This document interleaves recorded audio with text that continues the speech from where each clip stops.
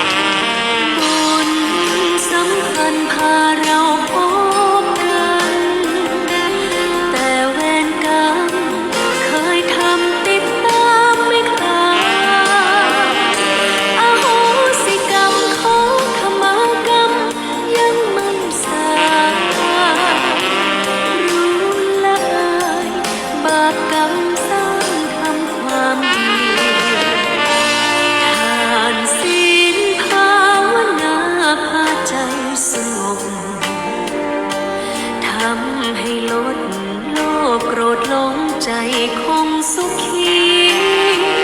ทำจิตบริสุทธิ์ผ่องใสไม่มีราคีละชั่วทำความดีมั่นคง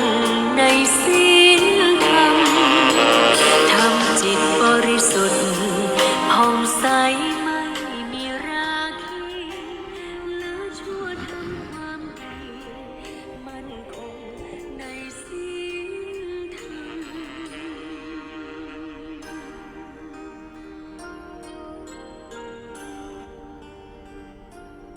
สักกวาพุทธธรรมอันล้ำเลิศ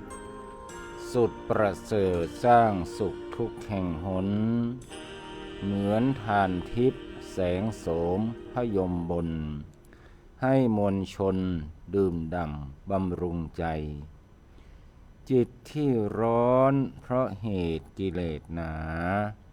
เป็นไฟฟ้าชวนพะวงให้หลงไหลศีลและธรรมชำระล้างให้ห่างไกลจิตผ่องใสสิ้นห่วงในดวงเดชกระเจจันคันธาบุภาชาติไม่สามารถหอมหวนทวนกระแสทั้งเหี่ยวแห้งโรยรวนเมื่อปรวนแปรไม่หอมแท้ชวนเป็นลมเมื่อชมนานกลิ่นของศีลเป็นอาภรณ์ถาวรแน่ทวนกระแสลมไปไกลสถานบุคคลใดอุตสาหะสมาทานจะชื่นบานสุขสมปรารมเอ่ยขอนอบน้อมแด่พระรัตนตรัยขอถวายความเคารพพระมหาเถรานุเถระเจ้าคณะพระสังฆาธิการกู้ตนกู้องค์อันมีพระเดชพระคุณท่านเจ้าคุณพระธรรมเสนาบดีประธานมูลนิธิพระบรมธาตุโดยสุเทพผู้ให้การสนับสนุนรายการธรรมะทุกรายการทั้งขึ้นสถานีนี้เจริญสุขเจริญพรป้อแม่ศรัทธาท่านสาธุชนพุทธบริษัททั้งหลายรายการอู้จาภาษาธรรมการเมืองล้านนาหรือว่ารายการเสียงธรรมเสียงทองได้มาปะพบญาติโยมสาธุชนพุทธบริษัททั้งหลายดังเช่นเคยวันนี้เฮาปะกันก็ตรงกับวันอังคารเนาะที่27มกราคม2569ญาติโยมสาธุชนทั้งหลาย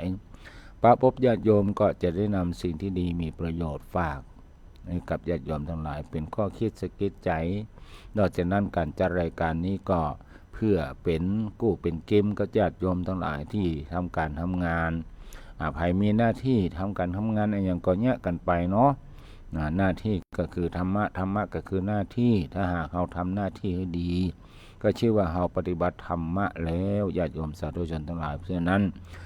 การปฏิบัติธรรมนั้นไม่ใช่สิ่งที่ยากทั้งหลายเพียงแต่ท่านทำหน้าที่ของตัวเก่าถูกนะต้องและก็ทำหน้าที่ให้ดีที่สุดนั่นก็คือการปฏิบัติธรรมตามคำสั่งสอนของพระบรมศาสดาพระสัมมาสัมพุทธเจ้าญาติโยมสาธุชนพุทธบริษัททั้งหลายในเมื่อตะวานี้อาตมาภาพได้นำศาสนสุภาษิตเรื่องของนิมิตตังสาโทโรปานังกตัญโยกตเวทิตาซึ่งแปลว่าความกตัญญูกตเวทีเป็นนิมิตเป็นเครื่องหมายของคนดีนำมาฝากญาติโยมทั้งหลายว่าบุคคลในโลกนี้ปนบอกว่าที่หาได้ยากนั้นมีสองประเภทก็คือบุพการีคือบุคคลที่จะมาทำอุปการะให้เราก่อนเช่นเลี้ยงดูพอก้อยส่งเสียงเราทำสิ่งนั้นสิ่งนี้โดยไม่ได้หวังผลตอบแทนหรือว่าหวังผลตอบแทนก็ตามเนี่ยเป็นสิ่งที่หาได้ยากนะนอกจากพ่อแม่ของเราแล้วคนอื่นจะมาฮักจะมาดูแลเราเหมือนพ่อแม่นั่นก็คงจะหายากละญาติโยมสาธุชนทั้งหลายฉะนั้นในฐานะที่เป็นลูกเพิ่นบอกว่าลูกนั้นจะต้องตอบแทนพ่อแม่5สถานคือเปิ้นเลี้ยงเฮามาก็ต้องเลี้ยงเปิ้นตอบเนาะการเลี้ยงพ่อแม่นั้นเลี้ยง2อย่างคือก็เลี้ยงทางกายและก็ทางใจทางกายนั่นก็คือปัจจัย4อาหารเสื้อผ้ายาและก็ที่อยู่อาศัยเนี่ยโดยว่าปัจจัย4มีความจำเป็น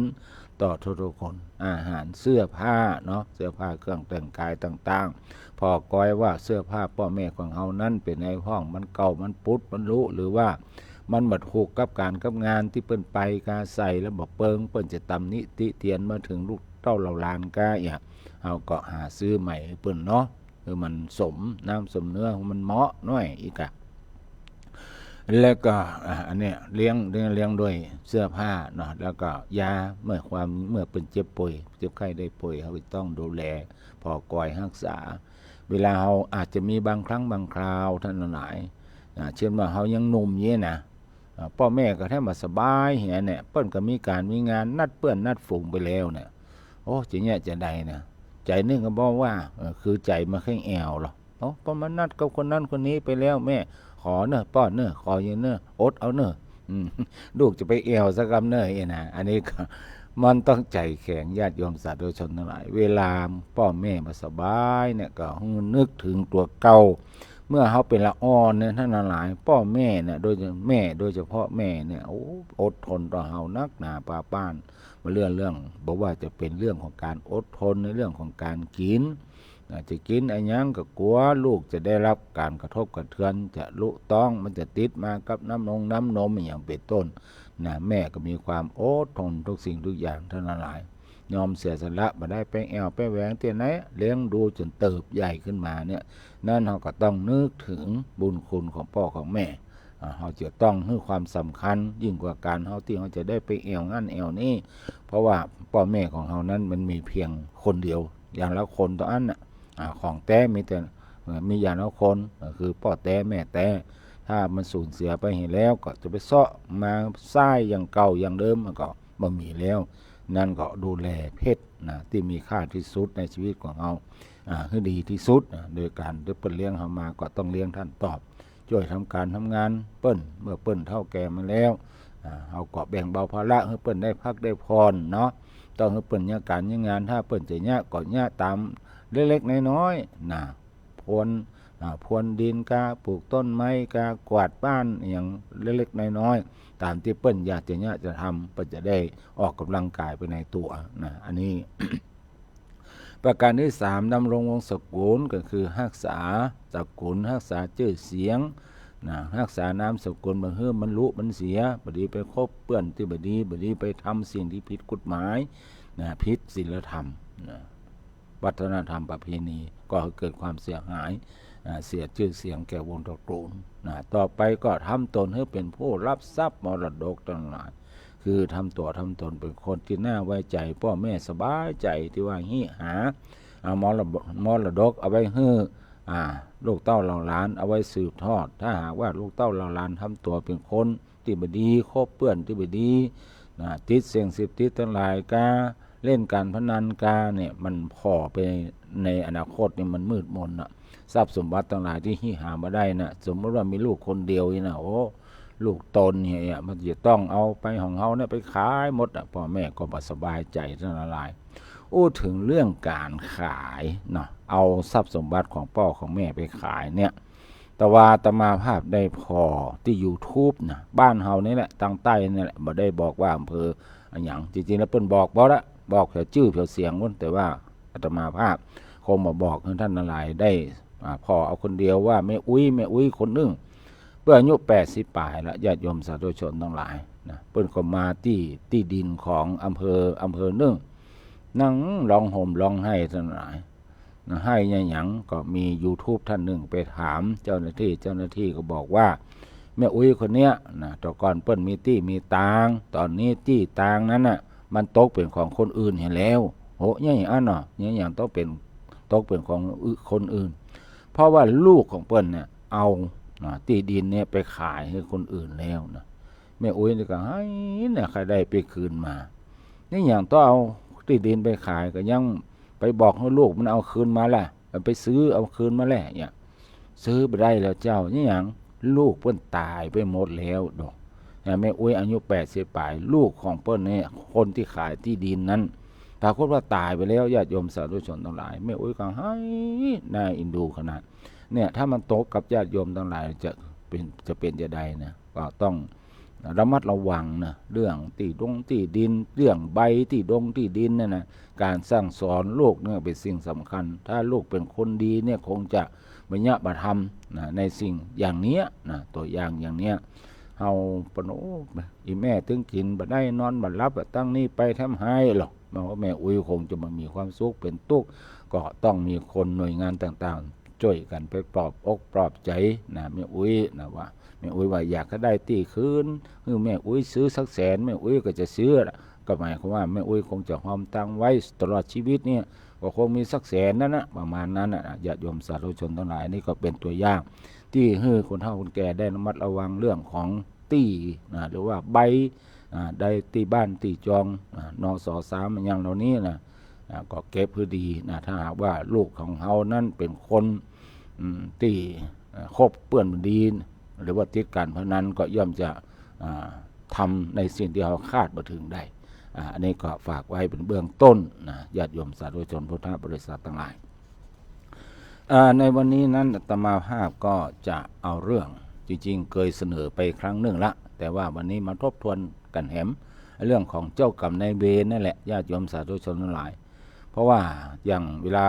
ญาติโยมทั้งหลายมาตานเข้าที่วัดก็ดีเนาะนอกจากญาติโยมจะตานให้พ่อให้แม่ผู้มีพระคุณทั้งหลายตลอดถึงญาติพี่น้องที่ได้ล่วงลับดับขันไปแล้วสิ่งที่ญาติโยมทั้งหลายเป็นห่วงวิตกกังวลว่าการที่ว่าเฮาเนี่ยการงานนะหรือว่าเฮามีแต่เจ็บไข้ได้ป่วยมาหายซะเตื้อเนี่ยการงานก็มันมีความเจริญรุ่งเรืองในหน้าที่การงานคงจะมีอย่างสักอย่างมากีดมาขวางมาคัดนะ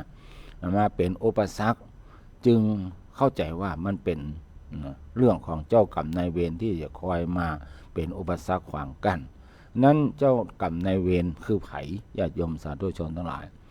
เจ้ากรรมนายเวรหมายถึงบุคคลหรือสัตว์ที่เขาได้เบียดเบียนเขาทำร้ายเขาหรือกระทำการอย่างใดอย่างหนึ่งให้เขาได้เจ็บช้ำน้ำใจแล้วผูกโคตรเอาไว้มายอมให้อภัยและรอวันเอาคืนท่านพระอาจารย์ปิยะโสพลได้กล่าวเอาไว้ว่าสัตว์ทุกตัวที่เราฆ่าเอาเนื้อมากินเป็นอาหารล้วนแต่เป็นเจ้ากรรมนายเวรของเราทั้งสิ้นสัตว์ทุกตัวที่ถูกนำไปฆ่ามักจะกล่าวสาปแช่งเอาไว้ว่าภัยที่กินเลือดเนื้อของฉันขอมันเจ็บป่วยหรือถึงความวิบัติอย่างใดอย่างหนึ่งอันนี้นะในมิติที่1เรื่องของเจ้ากรรมนายเวรมิติที่2เจ้ากรรมนายเวรหมายถึงนะเจ้าของกรรมนายของเวรอันหมายถึงผู้ใดสร้างกรรมอันใดหรือสร้างเวรอันใดไว้ผู้นั่นแหละจะเป็นเจ้าของกรรมเจ้าของเวรที่ต้อง ชดใช้เช่นเฮาไปฆ่าสัตว์ไปด่าว่าเขาไปบุบไปตีทำร้ายเขาไปโคดไปโกงเขาหรือไปทำชั่วอันใดไว้เฮาก็จะเป็นเจ้าของที่ต้องรับผิดชอบกรรมคือเวรนั้นด้วยตนเองเฮาไปสร้างความเดือดร้อนให้กับคนอื่นถ้าก็ว่าเฮาเป็นผู้สร้างกรรมเฮาก็เป็นเจ้าของกรรมนายของเวรของตนเองเฮาเบียดเบียนเขาแล้วเขาโกรธและคิดอาฆาตแค้นเฮาเขาก็กลายเป็นเจ้ากรรมนายเวรของเฮาแถมมิติหนึ่งเขาก็เป็นเจ้าของกรรมนายของเวรของตนอย่างเช่นเดียวกันพระพุทธเจ้าตรัสว่าชื่อว่าเป็นคนเลวผู้ทำให้คนพระพุทธเจ้าตรัสว่าผู้ทำให้คนอื่นโกรธ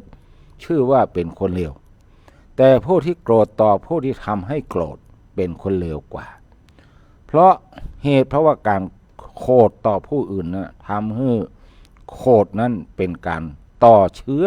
เวรกรรมให้ยืดยาวออกไปอย่างมันมีที่สิ้นสุดนะเรียกว่าข้ามภพข้ามชาติตัวนั้นเฮาให้อภัยเขาเนาะเฮาก็บ่ต้องกลายเป็นเจ้ากรรมนายเวรของเขาและแถมมิตินึงก็เฮาบ่โคตรก็ต้อว่าเฮาบ่ได้สร้างกรรมสร้างเวรเฮาบ่ต้องรับกรรมที่เกิดจากความโกรธนั้น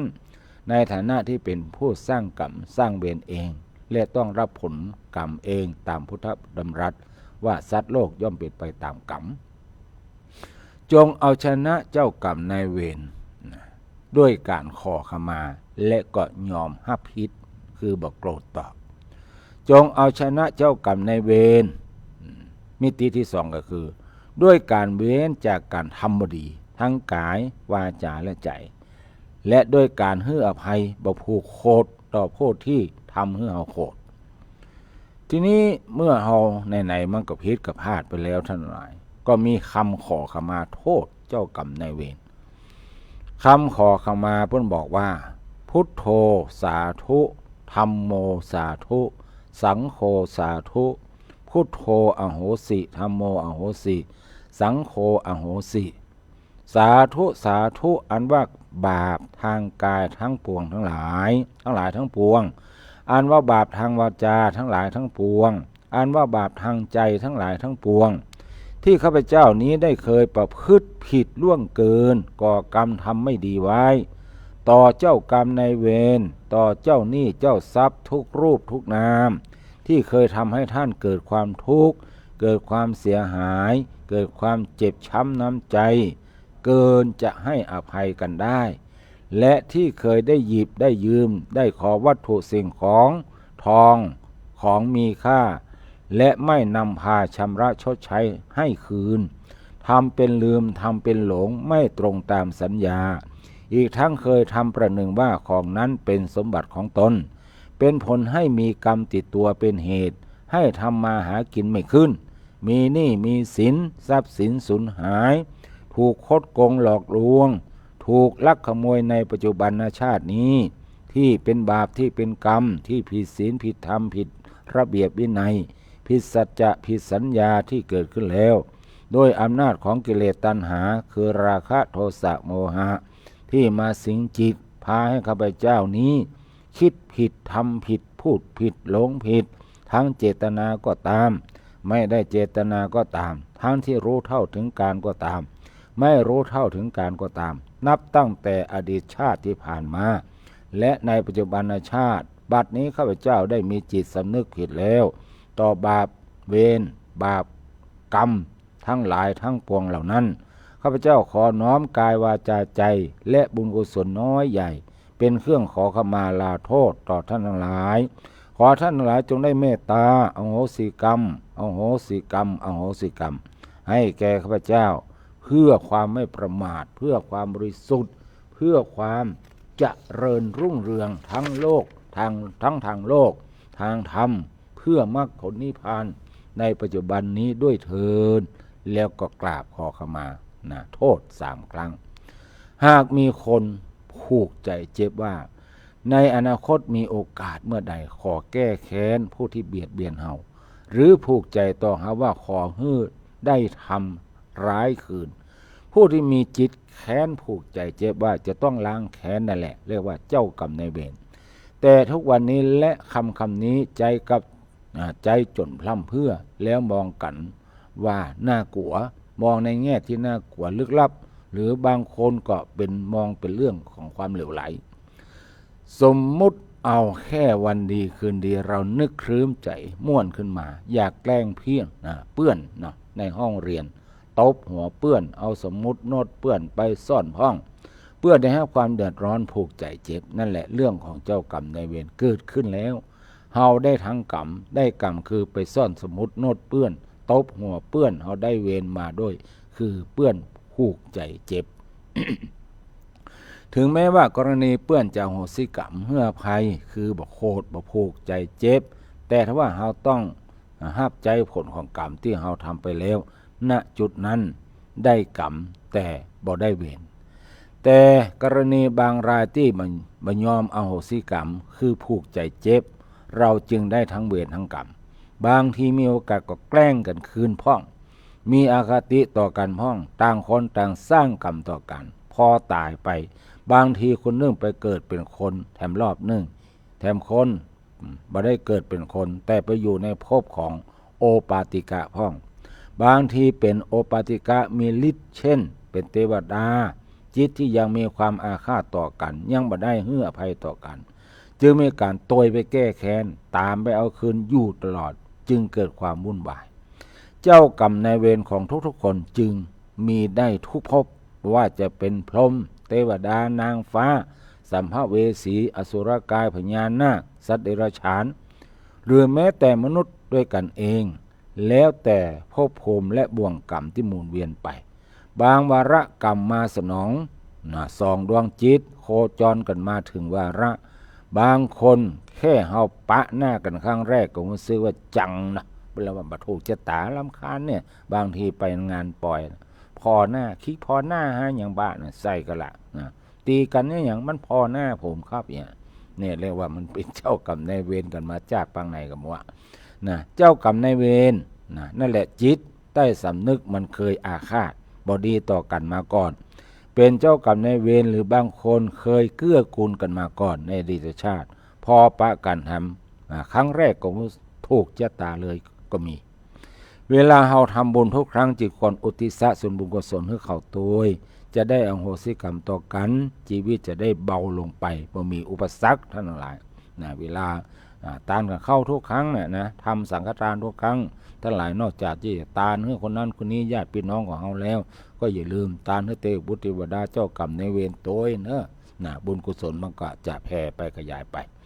เจ้ากรรมในเวรที่น่ากลัวก็ได้แก่พรหมเทวดามนุษย์ด้วยกัน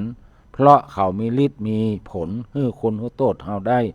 ส่วนผีนั่นบอกว่าจะเป็นเปรตอสุรกายหรือว่าปีศาจต่างๆนั้นทำอันตรายแก่เฮาได้ยากหากกรรมบ่ซบจ้องเพราะว่าก็เป็นผีเป็นอย่างนี้เนี่ยอย่างมันมาได้เหมือนคนญาติโยมทั้งหลายกรรมนักจึงมามีฤทธิ์มากจนถึงขั้นทำร้ายเฮาหากเขาทำเฮาได้เขาทำแล้วฆ่าแล้วบ่ปล่อยให้เฮาดังนั้นอย่ากลัวจนเกินเหตุแต่เป็นพวกผีปีศาจทั้งหลายบางคนเคยทำแท้งมาเจ้ากรรมนายเวรก็คือลูกของตนเองนั่นเองจิตเขาผูกอาฆาตเลยมาเกาะอยู่กับแม่เป็นกึ่งผีกึ่งสัมภเวสี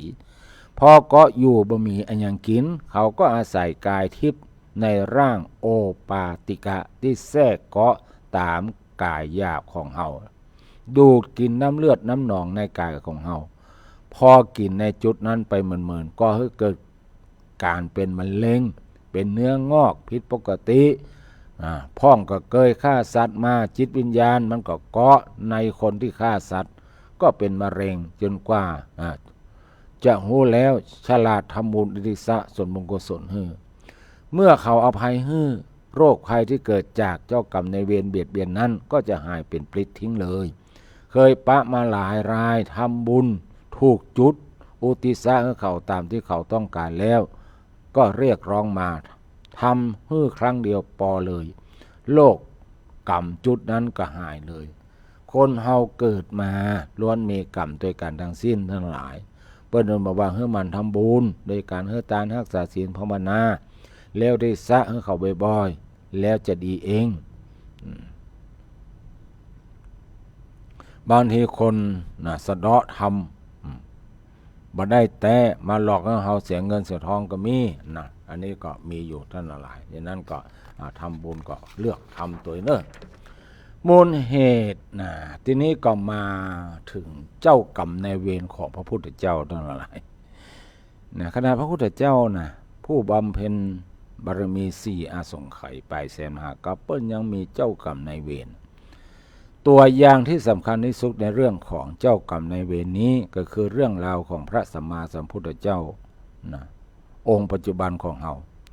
ในชาติสุดท้ายก็ต้องทรงรับผลแห่งกรรมไปตัวบ่ต่างจากคนอื่นโดยมีปรากฏอยู่ในพระไตรปิฎกเล่มที่32พระสุตตันตปิฎกเล่มที่24คุทกนิกายอุปทานภาคที่1ซึ่งในที่นี้ขออธิบายและจำแนกไปตามลำดับเหตุการณ์เพื่อเข้าใจที่ง่ายขึ้นพระพุทธเจ้าได้ทรงเผยประวัติกรรมและผลของกรรมของพระองค์เองกับเหล่าภิกษุสงฆ์หมู่ใหญ่คณะทรงประทับเหนือพระศิลาใกล้สะอโนดาตดังมีใจความดังต่อไปนี้มูลเหตุแห่งการตรัสรู้ที่ยากลำบากเนี่ยท่านทั้งหลายคงจะเคยศึกษาพุทธประวัติมาพ้องว่าการที่พระองค์ต้องใช้เวลาเมิน ในการค้นคว้าหาธรรมถึง6 ปีหลังจากออกบวชในการเรียนรู้ธรรมเพิ่มเติมและได้ประพฤติวัดในรูปแบบต่างๆทั้งแบบเดรัจฉีคือผู้ที่นอกศาสนาเขาทำกันและแบบโยคีคือทรมานร่างกายนอกรีดได้รับความทุกขเวทนาอย่างแสนสาหัสณตำบลอรุเวลาเสนานิคมจนกระทั่งพระองค์ใช้วิธีสุดท้ายคือต้องอดอาหารเป็นเวลา49 วันจนเกือบจะสิ้นพระชนม์การที่พระองค์ได้รับความยากลำบากและเผชิญกับความทุกขเวทนานักถึงเพียงนี้กว่าที่จะทรงค้นพบธรรมะอันสูงสุดคืออริยสัจสี่แล้วตรัสรู้ได้นั้นส่วนเนื่องเป็นเพราะว่ามูลเหตุแห่งเจ้ากรรมนายเวรที่พระองค์เคยกระทำมาในชาติก่อนโตยมาให้พระองค์ได้ชดใช้เศษกรรมที่เหลือ ในอดีตชาติอันยาวไกลพระพุทธองค์ได้เกิดเป็นพราหมณ์ชื่อว่าโชติปาละซึ่งยังเป็นผู้มีกิเลสและยังเป็นผู้มีความหันที่พิษโชติหรือว่าโชติปาละเนี่ยได้กล่าวถึงการตรัสรู้ด้วยความหันพิษของตนเองต่อพระพุทธเจ้านามว่ากัสสปะว่าการตรัสรู้ของพระองค์นั้นเป็นของที่ทำได้ยากและการที่พระกัสสปะพระพุทธเจ้าจะทรงตรัสรู้นั้นบ่น่าจะแสวงหาได้โดยเพียงการนั่งอยู่ใต้ต้นโพนี้ด้วยผลกรรมแห่งการกล่าวด้วยความหันพิษในครั้งนั้นในชาติสุดท้ายพระพุทธองค์จึงต้องได้รับผลแห่งความลำบากในการบรรลุธรรมต้องลงพิษไปปฏิบัติทางอื่นอยู่เป็นเวลาหลายปีเมื่อเปลี่ยนวิธีมาเดินทางสายกลางก็ถูกเหล่าปัจจวัคคีย์โคดกล่าวหาว่าเป็นนักบวชผู้มากๆและได้ทอดทิ้งไปทอดทิ้งหมู่เขาไปหรือว่าเขาเนี่ยทอดทิ้งไปแต่ภายหลังตรัสรู้แล้วก็สามารถโปรดปัจจวัคคีย์ให้บรรลุธรรมได้เช่นเดียวกันมูลเหตุแห่งการถูกใส่ความครั้งร้ายแรงโดยมีต้นเหตุจากนางสุนทริกาครั้งหนึ่งพระพุทธเจ้าถูกใส่ความจากเหล่านักบวชเดรัจฉีเพราะเหล่าเดรัจฉีนั้นต้องการ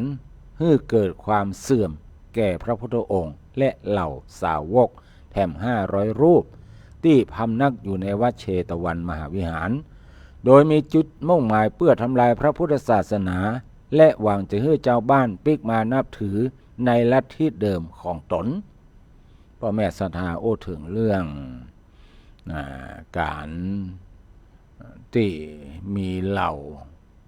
ผู้ที่นับถือศาสนาอื่นหรือลัทธิอื่นคอยที่จะทำลายพระพุทธศาสนาเนี่ยมีตั้งแต่อดีตตั้งแต่ครั้งพุทธกาลแม้กระทั่งปัจจุบันทั้งหลายแม้กระทั่งปัจจุบันโดยเฉพาะYouTubeเนี่ยท่านหลายมันจะก็มีรูปตัวเจ้า มีตำรวจเงียบตู้เจ้าห้องแล้วก็เปิ้นจะเอาAI เนี่ยอธิบายว่าพระรูปนั้นรูปนี้มีความเกี่ยวข้องกับสีกาคนในห้องปะนั่นปะนี่ขุดเข้าไปพื้นเตียงปะล่างของสีกาเป็นโครงกระดูกข้องสะปันนั่นหลายคือเขาจะพยายามที่จะใส่ร้ายป้ายสีนะพระพุทธศาสนาท่านหลายในฐานะที่เอาท่านหลายเป็นเจ้าพูดต้องจะเป็นคนหูเบาง่ายๆไม่ได้นะหรือว่าบางทีบางครั้งอาจจะเป็นพระพุทธรูปล้มลงมาเนี่ยก้นลงมาแล้วก็แตกในหั่นก็มีหูกมีคนพ่องอย่างพ่องเอาไว้หั่นไม่ใช่มียิงพ่องใส่ร้ายป้ายสีไปนะหรือว่าวัดนั้นวัดนี้เปิดไปขุดปะศพซากของแม่ชีพ่องเน้นพ่องคือพยายามทำให้มันเสื่อมมันเสียทำให้พระพุทธศาสนาของเฮานั้นมัวหมองฉะนั้นในฐานะเราท่านหลายผู้สืบทอดพระพุทธศาสนาพระพุทธเจ้าฝากศาสนาให้กับเฮานะพุทธบริษัททั้งหลาย4นะคือภิกษุภิกษุณีบาศกบาสิกาบาศกก็คือท่านทั้งหลายที่เป็นป้อใจบาสิกาก็โยมทั้งหลายที่เป็นแม่ยิงเราจะต้องช่วยกันปกปักรักษาศาสนาเขาอยู่คู่ประเทศไทยไปตราบนานเท่านานเจนลูกเจนหลานทั้งหลายและหมู่นี้ก็ใส่ร้ายนะพระพุทธเจ้าพร้อมก็ด้วยสาวกทำ500 รูปที่อยู่ในวัดเชตวันมหาวิหารโดยมีจุดมุ่งหมายเพื่อทำลายพระพุทธศาสนาและหวังให้เจ้าบ้านปิกมานับถือในลัทธิของตนเองเราเดรัจฉีจึงได้ว่าจ้างให้นางสุนทริกาซึ่งปลอมตัวเป็นนักบวชหญิงทำท่าทำทางว่าไปค้างคืนกับพระพุทธเจ้ามาเพื่อทำให้ภัยต่อภัยหลงเข้าใจผิดในวันรุ่งเจ้านางสุนทริกาก็ทำท่าโผเพออกมาจากวัดเชตวันและจงใจให้คนทั้งหลายหันพอเวลาผ่านไปก็มีคนเริ่มกล่าวกันถึงเรื่องนี้อย่างกว้างขวางและเริ่มเกิดความแคลงใจในตัวของพุทธองค์พวกเดรัจฉีเหล่านั้นต้องการทำลายชื่อเสียงของพระพุทธองค์และจะทำลายพระพุทธศาสนาให้สิ้นซากจึงจ้างนักเลงไปทำการสังหารนางสุนทริกาเสียแล้วสร้างเรื่องขึ้นมาว่านางสุนทริกาถูกฆ่าปิดปากโดยเป็นคำสั่งของพระพุทธองค์และเหล่าสาวกทำให้ผู้คนหลายเริ่มสงสัยว่าเรื่องนี้อาจเป็นความจริงเหตุการณ์นี้ก็ร้อนไปถึงกษัตริย์ผู้ครองเมืองทำให้พระเจ้าประเสนที่โกศลพระราชาผู้ครองเมืองสาวัตถีต้องส่งราชบุรุษออกไปสืบหาความจริงไปพ่อตามร้านขายสุราต่างๆเพื่อค้นหาต้นตอของเรื่องทั้งหมดในที่สุดก็สามารถจับนักเลงที่สังหารนางสุนทริกากับเหล่าเดรัจฉีที่จ้างฆ่านางและพยายามใส่ความพระพุทธองค์มาสอบปากคำหลังนั้นก็ทำการลงโทษทั้งหมดให้เป็นผลสำเร็จมูลเหตุแห่งข้อกรรมของพระพุทธองค์และเหล่าสาวกทั้ง500 รูปมีมูลเหตุในอดีตอยู่2 เหตุการณ์ที่ทำให้เหล่าเดรัจฉีผู้เป็นเจ้ากรรมในเวรตยมาลังควานในชาติสุดท้ายดังต่อไปนี้นะบอกว่าตอนนี้ก็เป็นรอบของโยมแม่เนาะโยมแม่น้อยโยมแม่น้อยได้เวลารอบของแม่น้อยเนอะโยมแม่น้อยจะได้มีอะไรยังมาสนทนากับญาติโยมสาธุชนตอนเดี๋ยวอาตมาจะโทรไปแล้วกันแม่น้อย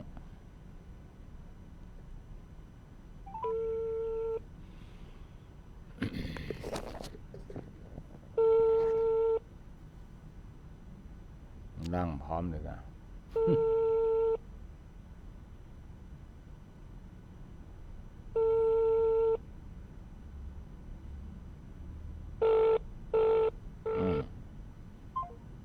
ง่ายกดทิ้งละ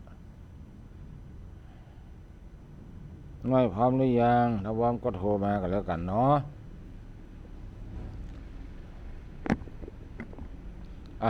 เอามาต่อก่อนมูลเหตุแรกคือในอดีตชาติหนึ่งของพระองค์เคยเกิดเป็นนักเลงมาละแม่น้อยมาแล้วฮัลโหลแม่น้อยเจริญพรเอาไว้เจ้าโทรศัพท์ใหม่กำลังได้ใจวันนี้แล้วมันงูฉลองเจ้ายายน้อยจะต่อ จุดโทบจุดเทนแต่ว่าในจะตีทันบรรยายนะเจ้าเนาะ อ๋อ ยายมาแต่งเป็นข่าวหำนะเจ้า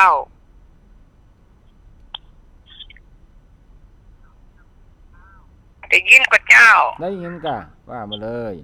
เสียงไข่ชัดไข่เก่งเนาะได้ยินก็เจ้า ได้ยินได้ยิน อ้าวเจ้า จุดถูกจุดเทน จุดเปิดปูจาองค์พระสัมมาตีสากราบไหวจุดเต้นสองเหล่มพระธรรมวินัยจดจำกันไว้เนอเจ้ากราบไหวคุณสามตีเป็นเก้าเงาหือหมูจุ้มเฮาหน่อมนึก จุดถูกสามดอกเปอหือลำลึกหือนึกถึงคุณพุทธาบริสุทธิสดใสสง่าปัญญาคุณเจ้าเจงธรรมกรุณาที่คุณเป็นปุณณานำคือปฏิธรรมโคธรรมะเจ้ากิอึเปอปูจ้าคุณพระเกี่ยวเก่ารัตนาเจ้าบวรส่วนว่าพระธรรมคือกรรมสั่งสอนวินัยในนอนขอปฏิบัติเจ้าส่วนทูปสามดอกปูจ้าเกี่ยวเก่าปูจ้าคุณเจ้าพระพุทธองค์ส่วนอริยะคุณของพระสงฆ์สี่กูคุณองค์เป็ดตนเนิ่นนาย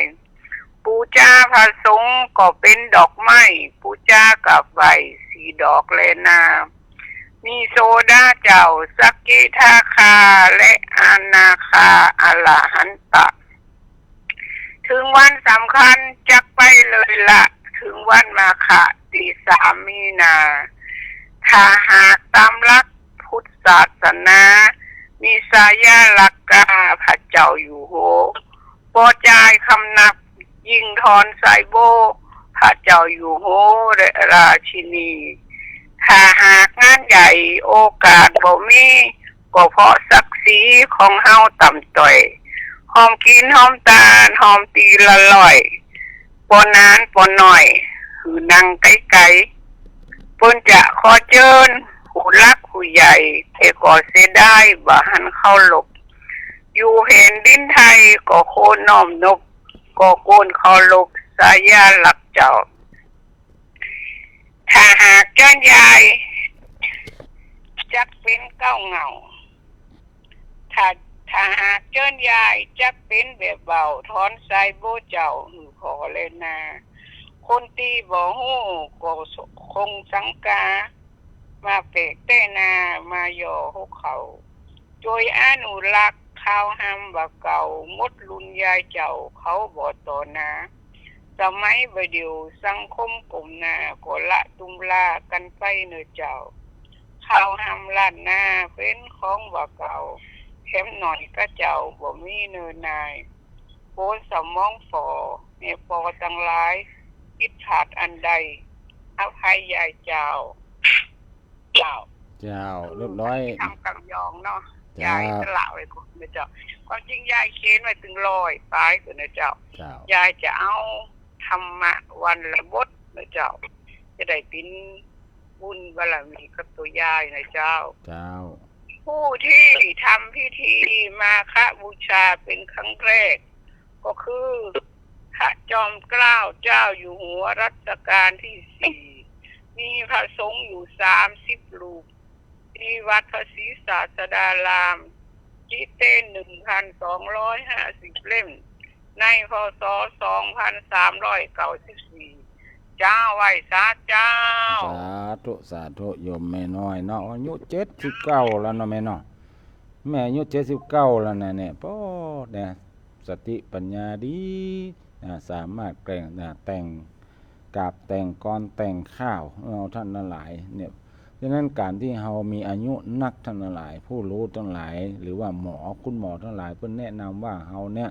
ญาติโยมทั้งหลายต้องหมั่นอ่านหนังสือเนี่ยเอาหนังสือมาอ่านเอาเลขมาคิดหรือว่าเฮาเป็นลูกเป็นหลานเนี่ยอยากให้พ่อแม่ของเฮาเนี่ยเป็นคนที่ความจำดีขึ้นหรือว่าเรียกความจำเปิ้นปีขึ้นมาก็เอาอย่างก็ได้เอาเลขให้เปิ้นคิดก็ได้หรือว่าให้เปิ้นอ่านหรือว่าในคณะที่เปิ้นเดินทางนั่งด้วยกันบนรถเนี่ยอย่างอาตมาภาพก็ดีเนี่ยน้องอาตมาภาพก็ในเวลาปาโยมแม่ไปหั่นไปนี่ ป้ายต่ำข้างตางก็บอกโยมแม่นั่นอ่านว่าจะได้นะแม่ก็จะอ่านผิดพ้องถูกพ้องอันนี้ก็เป็นการทบทวนเรื่องการอ่านหนังสือหนังหาเนาะแล้วก็สมองเพื่อจะได้ใจสมองเนี่ยมันก็เหมือนกับมีดทั้งหลายมีดนี่นะถ้าเฮาว่าบอกฝนเอาละไว้มันเมินน่ะมันเป็นขี้เมี่ยงหนาขนาดนักมันก็เวลาจะฝนจะให้มันเลี่ยมอย่างเก่านั่นก็ฝนยากนี่ต้องใจแห้งจะต้องใจเวลาแต่ถ้าหากว่าเอาฝนบ่อยๆเนาะเอาฝนบ่อยๆฝนน้อยเดียวมันก็คมแล้วฝนน้อยเดียวมันก็คมแล้วเหมือนสมองเฮาก็เช่นเดียวกันถ้าว่าเฮาบ่เอามาใจหรือว่าบ่ฝึกบ่หัดมันก็จะกลายเป็นสมองฝ่อสมองเสื่อมไปนะอันนี้ก็โยมแม่น้อยนี่เป็นหัวสมองพอดีนะอันนี้ก็ขออนุโมทนาเนอะในบุญในกุศลความตั้งอกตั้งใจโยมแม่น้อยนะที่ได้นำสาระดีๆมาฝากกับญาติโยมสาธุชนพุทธบริษัททั้งหลายญาติโยมสาธุชนพุทธบริษัททั้งหลายมูลเหตุแรกของกรรมของอดีตชาติของพระพุทธเจ้าเพราะว่าในอดีตชาติพระพุทธองค์ทรงเกิดเป็นนักเลงมีชื่อว่าเนี่ยพระพุทธเจ้าก็เคยเป็นนักเลงมาเหมือนกันนะชื่อปุนาลีได้กล่าวใส่ความเท็จต่อพระปัจเจกพุทธเจ้าพระพุทธเจ้าที่ตรัสรู้แล้วปลีกออกไปสู่วิเวกไม่ได้ออกเผยแผ่ธรรมมีนามว่าสุรพีด้วยผลของกรรมนั้นทำให้ปุนาลีหลังจากตายไปแล้วก็ต้องไปท่องนรกเป็นเวลาหมื่นด้วยเศษกรรมที่เหลือถึงในภพชาติสุดท้ายพระพุทธองค์จึงถูกใส่ความเพราะเหตุแห่งนางสุนทริกาเช่นเดียวกันทั้งหลายมูลเหตุที่สองทำให้เหล่าสาวกแถม500 รูปโดนกล่าวหาว่ามีส่วนรู้หันในการเสียชีวิตของนางสุนทริกาเป็นเพราะว่าในอีกอดีตชาติหนึ่งพระองค์ได้เกิดเป็นพราหมณ์ผู้มีความหูมีความเคารพสักการะมากมายมีผู้เคารพสักการะมากมายมีนามว่าสุตวาได้สั่งสอนลูกศิษย์จำนวน500 ตนอยู่ในป่าครั้งหนึ่งสุตวาได้หันฤาษีผู้ทรงอภิญญามีฤทธิ์ในโลกีอภิญญาคือเหาะได้หายตัวได้มีหูติบตาติบและเลิกชาติและอ่านใจคนได้จึงเกิดความกลัวและเก่งในอำนาจของฤาษีขึ้นจึงได้กล่าวใส่ความฤาษีผู้นั้นหาว่าฤาษีผู้นี้เป็นผู้บริโภคกามเป็นผู้บ่หน้าเคารพบ่ใจผู้ที่พึงเผากิเลสอย่างที่เข้าใจกันทำให้เราลูกศิษย์ทั้งหลายก็พลอยหลงเชื่อตามสุตวาผู้เป็นอาจารย์ไปโดยเมื่อลูกศิษย์ออกไปพิขาจารคือเกาะไปเที่ยวกล่าวแก่ประชาชนทั้งหลายคือไปบิณฑบาตนั่นแหละไปขออาหารได้มีความหันพิษตัวนะไปบิณฑบาตแล้วก็บอกศรัทธาตัวนะว่าฤาษีคนนั้นนะบดีอย่างอันจีเนอร์บริโภคกามอย่างเป็นต้นใส่ร้ายไปสี่ผู้ทรงศีลฤาษีนี้เป็นผู้บริโภคกามมาสมควรกราบไหว้และให้การเคารพผลของกรรมนั้นก็พลอยมาตกกับภิกษุทั้งหลาย500 รูปโดยมดพลอยถูกใส่ความไปกับพระพุทธองค์ด้วยเพราะเหตุแห่งนางสุนทริกาเป็นต้นเหตุเนี่ยทั้งหลายก็สาวกก็เลยโดนตัวต่อมามูลเหตุแห่งการถูกใส่ร้ายโดยนางจินจมณวิกากรรมเก่าที่มีเจ้ากรรมนายเวรมาคอยตามรังควานพระพุทธองค์เรื่องการถูกใส่ความนี้บ่ได้มีแต่กรณีเกี่ยวกับนางสุนทริกาเต้าอั้นนะแล้วก็แถมครั้งหนึ่งกับเหตุการณ์ที่พระพุทธองค์ทรงถูกเจ้ากรรมนายเวรตัวเล่นงานด้วยมูลเหตุแห่งการกล่าวเท็จก็คือกรณีของนางจินจมณวิกานางจินจมณวิกานั้นเป็นแม่หญิงคนหนึ่งในบุคคลที่ถูกธรณีสูบในสมัยพุทธกาลอดีตชาติก่อนหน้าจะมาเกิดนางก็ได้เกิดเป็นนางอมิตตาซึ่งเป็นภรรยาสาวของชูชกในชาติสุดท้ายก็คือเทวทัตได้ร่วมก่อกรรมและเป็นเจ้ากรรมนายเวรคนหนึ่งของพระโพธิสัตว์พระเวสสันดรพระพุทธเจ้านางจินจมณวิกาเบียดเบียนพระพุทธองค์โดยรับอาสาจากปริพาชกซึ่งเป็นนักบวชในลัทธิอื่นที่มีจิตริษยาในลาภสักการะทั้งหลายของพระพุทธองค์จึงคิดกันแกล้งโดยการจ้างนางจินจมณวิกาแกล้งทำเป็นคนตองโดยใช้วิธีกลึงไม้ให้นูนแล้วผูกรัดไว้ที่เอว นางจินจมนวิกาได้ทำตามแผนแล้วก็ได้ไปร้องบอกประกาศต่อหน้าพระพุทธองค์คณะนั่งอยู่ท่ามกลางพุทธบริษัทที่มานั่งฟังธรรมว่าตั้นสมณะโคดมจะมัวมาเตดลอยหน้าลอยตาอยู่เนี่ยหยังนี่พอเนี่ยคันของฉันนะต้องของฉันเนี่ยใหญ่ขนาดเนี้ยยังมาพอมาดูมาแลเมากะเตดโปรดพุทธบริษัทไปเสาะหาลัวหาฟืนมาให้ฉันดีกว่าเวลาใกล้จะคลอดแล้วลูกของเขาจะไม่ต้องลำบากไว้อย่างพระพุทธองค์ได้ฟังจะอ้างก็ได้ยุติเทศนาแล้วกล่าวกับนางจินจมานาวิกาว่าพระคินีดูก่อนน้องหญิงเรื่องที่เธอกล่าวมานั้นคนอื่นเขาไม่ได้รู้เรื่องโดยจะมีแต่เธอกับฉันเพียง2 คนเท่านั้นที่รู้กันพระพุทธองค์ทรงกล่าวด้วยความสงบนิ่งและบอกว่านางจะกล่าวว่าได้ว่าร้ายจะได้พระพุทธองค์ก็ยังอยู่ในอากาศสงบเป็นสง่าเฉยอยู่จะอันท่ามกลางความสงสัยของพุทธบริษัทที่เริ่มเคลือบแคลงในตัวของพุทธองค์เรื่องนี้ก็ร้อนไปถึงท้าวสกะเทวราชหันไพคือพระอินทร์นั่นหลายหันไพถึงพระพุทธองค์จึงได้แปลงกายเป็นหนูแล้วก็ซดเข้าไปในตองไปคบเชือกที่ผูกไม้ทำให้ไม้ที่ผูกติดนั้นได้หลุดตกลงมาทั้งหลายตกใส่ตีนด้วยนะเมื่อความจริงปรากฏเราพุทธบริษัททั้งหลายหันมัญญาและการกล่าวใส่ร้ายของนางจินจมนวิกากระทำต่อพระพุทธองค์จึงปากันดูดด่าไล่ขว้างไล่ปาด้วยก้อนหินและไม้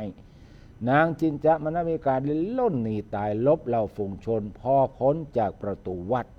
ออกไปก็ถูกธรณีสูบลงสู่อเวจีมหานรกด้วยกรรมอันนักนั้นนับว่าเป็นเวลาที่ประมาณบ่ได้เลยพระพุทธองค์ได้อธิบายความเรื่องผลกรรมที่พระองค์ถูกใส่ร้ายในครั้งนี้ก็เป็นเพราะกรรมเก่าในครั้งก่อนที่ในอดีตชาตินั้นพระองค์ได้เกิดเป็นชายหนุ่มคนหนึ่งได้ทำการกล่าวใส่ร้ายพระเถระรูปหนึ่งนามว่าพระนันทเถระซึ่งเป็นอริยสาวกของพระสภาภูพุทธเจ้าด้วยกรรมนักอันนั้นทำให้ต้องตกนรกไปหลายหมื่นปีและด้วยเศษกรรมที่เหลือมาถึงในชาติสุดท้ายจึงต้องถูกเจ้ากรรมนายเวรอย่างนางจินจมนวิกาใส่ความดังกล่าวเนี่ยท่านหลายมันที่มาที่ไปมันมีนะในแต่ละเรื่องและราวเนาะว่าเจ้ากรรมนายเวรเป็นจะได้นะแม้แต่องค์พระสัมมาสัมพุทธเจ้าของเขาก็สุกใส่ร้ายมีอุปสรรคขัดขวางในการแสวงหาโมกขธรรมเครื่องหลุดพ้นอยู่ตลอดเวลาแม้แต่การตรัสรู้ธรรมหรือว่าการสอนธรรมก็มีอุปสรรคก็มีเจ้ากรรมนายเวรอยู่แม้แต่ว่าการทรงพระชนมายุของพระองค์เนี่ยก็มีเจ้ากรรมนายเวรคือพญามารมาขัดขวางไว้บอกให้พระอานนท์ขอพระพุทธองค์ทรงมีพระชนมายุยิ่งยาวนานขึ้นไปแถมเนี่ยคือมันเกิน80ถ้าขอเนี่ยพระพุทธองค์จะมีอายุยืนมากกว่านี้แต่ว่าอานนท์ก็เหมือนกับว่ามีอย่างมาปิดมาบังไว้เหี้ยน่ะกึดบ่ออกกึดบ่ได้ก็เลยบ่ได้ขอไว้ทำให้พระพุทธองค์เนี่ยมีพระชนมายุแค่80 ปีได้หลายก็ถึงแก่ปรินิพพานเราท่านทั้งหลายตอนนี้ที่ฟังรายการนี้ก็มีบางคนบางท่านมีอายุเกิน80 ปีเกินพระสัมมาสัมพุทธเจ้าจริงๆแล้วเป็นห้องว่าอายุของคนเฮาเนี่ยในปัจจุบันนี่นะทั้งหลายโดยเฉพาะคนไทยเนี่ยเป็นบอกมาตรฐานมาแต่เนี่ยมันอยู่ที่75อายุ75ตัวอันทั้งหลายเขาก็จะต้องเสียชีวิตไปแล้วแต่ว่าเพิ่นบอกว่าไม่ยิงเนี่ยนะจะมีอายุยืนยาวกว่าพระเจ้าเพราะอย่างเพราะว่าการเคลื่อนไหวอวัยวะต่างๆการเคลื่อนไหวการทำงานที่มันนักมันน่วงเนี่ยไม่ยิงนี่จะเพิ่นทำงานค่อนข้างจะเบาแต่พระใจนี่ทำงานนักเนี่ยนั้นเมื่อใจแรงงานนักนั่นความเสื่อมโทรมของร่างกายก็จะถูกจะเสื่อมโทรมนักกว่าไม่ยิงนั้นเปิ้นอาการบ่นักแม้แต่การนอนหลับญาติโยมสาธุชนทั้งหลายอาตมาภาพได้ไปอ่านข้อความเกี่ยวกับการนอนหลับว่าคนบางคนนั้นนอนหลับน้อยคนบางคนนั้นนอนหลับนักอันใดดีหรือว่าบ่ดีสรุปบ่ได้ว่าใดดีหรือว่าบ่ดีจะรับนักรับน้อยจริงๆแล้วมาตรฐานทั่วไปเพิ่นบอกว่าเราจะต้องดื่มน้ำอย่างน้อย6 แก้วต่อวันเราจะต้องหลับ8 ชั่วโมงต่อวันนะมันถึงจะเพียงพอ ความจริงมันจะเป็นอย่างนั้นญาติโยมสาธุชนทั้งหลายนายแพทย์หลายท่านเปิ้นผู้มีความชำนาญทั้งหลายเปิ้นบอกว่าถ้าเป็นคนเฒ่าคนแก่เนี่ยมันจะรับน้อยเดียวมันขึ้นอยู่ว่ารับอิ่มก่อนตื่นขึ้นมาสดชื่นก่อนเท่านั้นเองทั้งหลายนี่ยังเขาต้องรับน้อยเพราะว่าในช่วงของเมื่อวันเนี่ยคนมีอายุคนเฒ่าคนแก่เนี่ยมันได้ออกแหงอย่างนักบ่ได้ใจแหงอย่างนักเพราะฉะนั้นร่างกายมันก็บ่ต้องเหนื่อยอย่างนักดังนั้นรับน้อยเดียวกำเดียวมันก็เพียงพอแล้วนั่นเขาสังเกตว่าคนเฒ่าคนแก่ว่ามันอย่างมารับน้อยเดียวแล้วก็ตื่นมาตีสองบางคนตีสองตีสามก็ลุกขึ้นมาละนี่นะคือมันอิ่มแล้วอะมันรับอิ่มแล้วถือว่าคนหนุ่มนั่นมันเนี่ยงานนักโดยเฉพาะละอ่อนเนี่ยนักเรียนนี่ไปข้ามมาล่นเล่นกันนะเล่นกีฬาพวกนี้เล่นมันอิดมันเหนียวรับนะรับเหนียวจนบางคนนี่ต้องห้องให้ลูกขึ้นมาเนี่ยเพราะฉะนั้นการรับอิ่มก็ขึ้นอยู่ที่ว่าตื่นขึ้นมาแล้วมันสดชื่นนั่นแสดงว่าเอารับอิ่มแล้วและการที่คนเฒ่านั้นจะรับบ่เหมือนรับบ่เหมือนก็เพราะว่าร่างกายบ่ได้ใจเหี่ยวใจแห้งอย่างนักนะอันนี้ก็เข้าใจกันอย่างนี้ก็แล้วกันเนอะ อนุโมทนากับญาติโยมที่ชมรายการมีแม่สมอังคณานะอันนี้เพิ่นอยู่ไกลนี่นะป้นหน้าวัดผาบองมันนี่เป็นช่างเย็บผ้าไผมาปะผ้ากันอย่างการนี่เพิ่นก็จะมาที่หน้าวัดผาบองแม่สมอังคณาเนาะโยมแม่เหรียญทองจันทีเนี่ยแม่ครูจันทองจันทีนี่อยู่บ้านต่อเนี่ยนี่ก็เป็นอุบาสิการัตนมหาอุบาสิกาคนหนึ่งละชอบทำบุญสุนทานไปทุกหนทุกที่ถ้ามีงานบุญเนาะแล้วก็มีคุณพัสวรรณวังมณีเนี่ยนี่ก็เช่นเดียวกันชอบทำบุญสุนทานโมทนาเนอะไหว้สาเจ้าว่าจะอ่านเจริญพรเนอะโยมนะพัสวรรณนะวังมณีพอมีมก็มีเจ้าหลายเนาะคุณปลานอมคุณอินโยมปลานอมคุณอินนี่อยู่บ้านหนองกายเนาะบ้านหนองกายตำบลสันปะยางพ่อขุนอันนี้ก็ท่านอาจารย์เจ้าวาดวัดห้วยส้มสุกเนาะพอตำบลสังหลวงก็ออกรายการอยู่โมทนากับทุกคนทุกท่านที่ชมรายการทาง Facebook อาตมาภาพชื่อว่าครูต้นแล้วก็วรรคสอเสือจุดนะสอเสือจุดแล้วก็ชวนเมธีชวนชวนเมธีพอดีอาตมาบ่ได้ใจ Facebook ของวัดผาบองที่จริงผาบองก็มีเพจเหมือนกันนะแต่ถ้าใจเพจผาบองเนี่ยคาดว่าจะมีคนพอนักเพราะคนจะค้นง่ายแต่ว่านี่มันเป็น Facebook ค่อนข้างจะเป็นส่วนตัวแต่อาตมาภาพนี่เป็นคนที่เปิดเผยมันมีความลับอะไรอย่างก็เลยใจ Facebook ส่วนตัวนี่แหละออกรายการทั้งหลายนะก็สามารถเข้ามาเป็นเปื้อนเป็นฝูงเป็นหมู่ได้เนาะเราจะนำเสนอในสิ่งที่ดีๆต่ออันใน Facebook ของอาตมาภาพนั่นก็ขออนุโมทนากับญาติโยมทุกคนทุกท่านที่ได้ร่วมกันฟังกันพ่อกันฟังธรรมะในวันนี้สุดท้ายของการบรรยายนี้ด้วยอำนาจผลบุญผลกุศลอำนาจแห่งคุณงามความดีอำนาจแห่งผลบุญผลกุศลทั้งหลายและก็ด้วยบารมีของหลวงพ่อใหญ่ชัยมงคลอุดมโชคที่ตั้งที่กลางลานวัดผาบองก็ขออวยพรให้ญาติโยมทั้งหลายได้แคล้วคลาดปลอดภัยจากอันตรายทั้งหลายทั้งปวงอยู่ดีมีสุขอายุมั่นขวัญยืนหิมากาขึ้นเจริญรุ่งเรืองในหน้าที่การงานการเงินยิ่งขึ้นไปเจริญพร